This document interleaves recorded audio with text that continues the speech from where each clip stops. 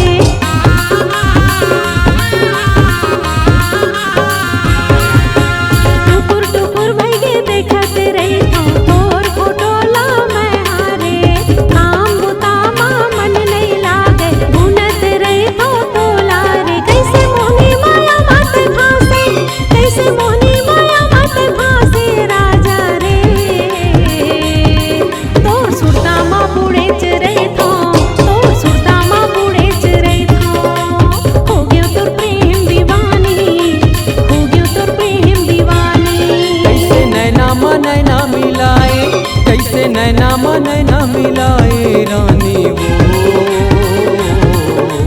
हो गयो तो प्रेम दीवाना हो गयो तो प्रेम दीवाना हो गयो तो प्रेम दीवाना रे हो गयो तो प्रेम दीवाना।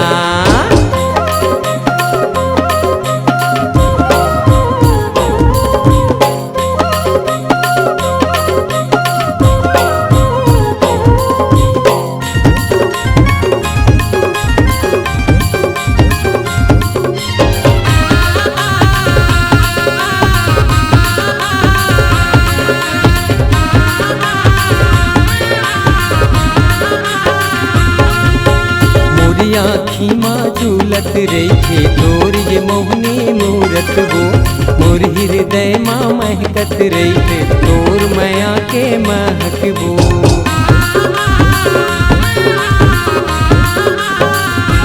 हाँ मोर आँखी माँ झूलत रही थे तोर ये मोहनी मूरत वो मोर हृदय माँ महकत रही थे तोर माया के महक वो। कैसे माया के डोरी माँ बांधे कैसे माया के डोरी माँ बांधे रानी वो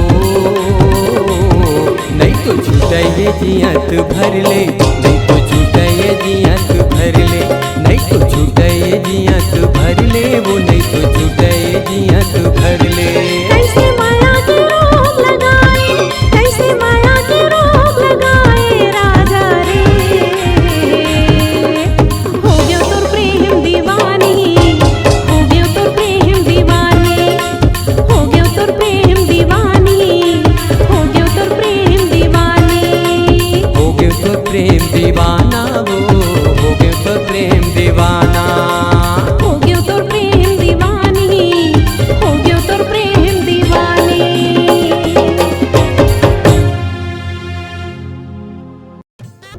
सुमधुर गीत संगीत के साथ डिजिटल रिकॉर्डिंग में अपनी आवाज को बनाइए अपनी पहचान।